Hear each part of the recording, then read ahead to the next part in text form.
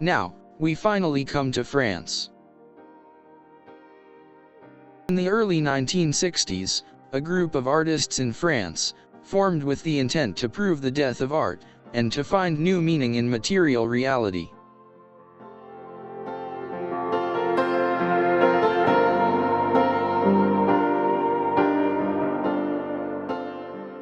They called themselves Nouveau-réaliste, and became the third group in the avant-garde French cultural movement, alongside Nouveau Roman in literature and New Wave in film.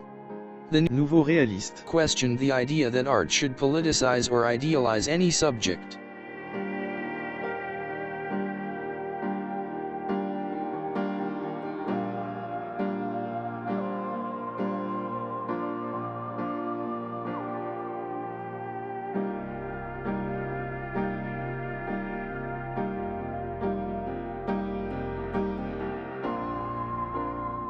The Neorealism group was founded in 1960 by art historian Pierre Restany and painter Yves Klein.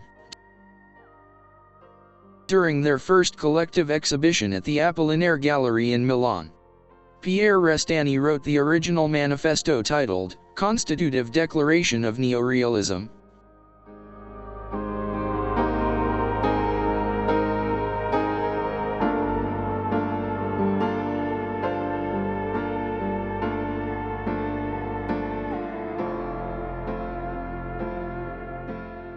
Claiming that neorealism is a new way of perceiving reality.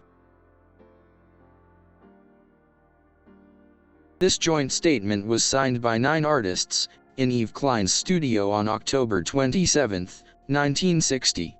Following the Dadaists, the Nouveau-réaliste manipulated ready-made objects, making them part of the artwork, or presenting them in their usual form without embellishment. A pile of garbage became an installation.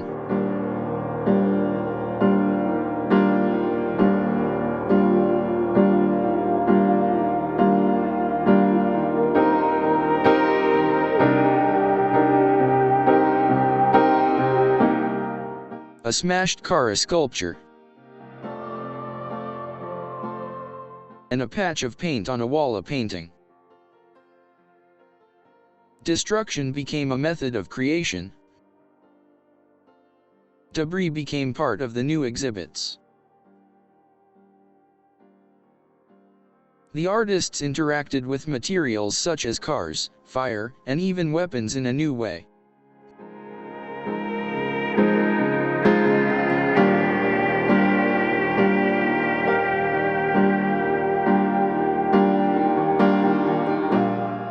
This movement sought to change the image of artists as solitary figures, working quietly in their studios, to create valuable artworks for privileged galleries, or museum spaces.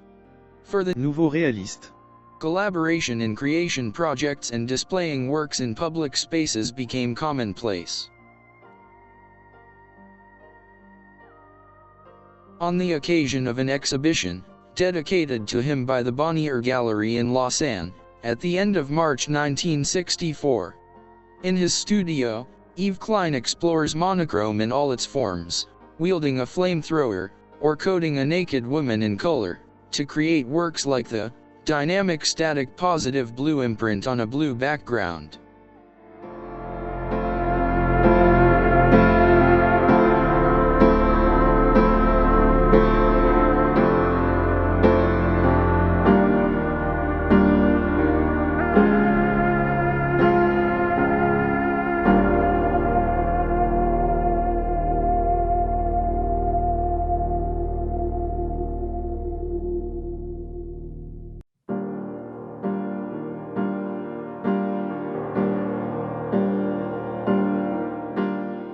Here is how Klein's wife, Ratra Uker, a renowned artist, expressed her perspective on her husband's work.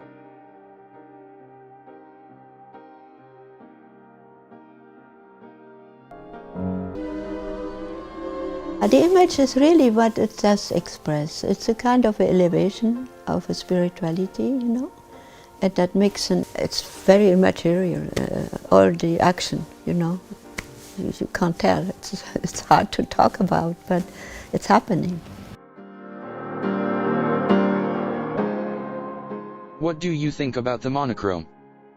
Yeah, I talked about the monochrome, but when I talk about the prints, body prints, that was something really very, very pleasant and special for me, because I could do prints with him because I was there and he didn't have to look for a model, and when he has this creative moment, he wants to do it. And when I saw my first print, I mean, to collaborate. I think if you just stay there and you feel you can never, there is nothing what comes up but related to yourself, you get a frustration. And so he really changed the academic way to work with models. It was something very new in this way. And I think it's a beautiful way for the models. It was very exciting. They always were very pleased to work with him. The first time he did this already with other people. I was in London when he did this, his first time. And also from the monochrome with the model, he did it before I arrived. So I know about it already. So it's not the first time in that way for me. The first time is just that it was my body on the paper or on the canvas.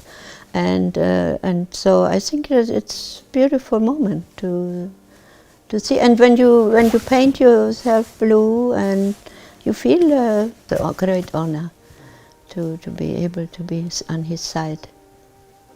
I learned from him that you have to be every sample for our soul. We have to take care of our temple too. And for everything you have to balance.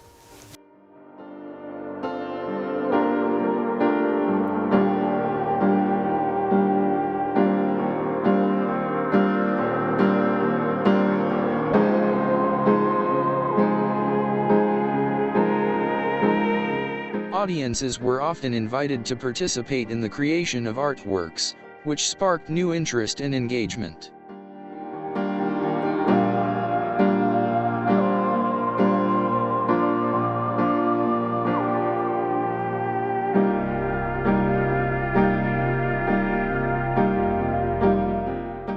These actions involved institutional critique and creative liberation. Neorealist artists resisted idealized and romanticized portrayals of life, seeking instead to depict the world in a more honest, straightforward manner. Neorealism advocated a return to reality, opposing the lyricism of abstract painting and avoiding the pitfalls of figurative art. The Neorealism movement was influential for a decade, but its impact on the development of modern art was profound, even after it dwindled following Klein's death in 1970. As for pop art, which is intricately related to neorealism, we will discuss it in the conclusion of the next episode.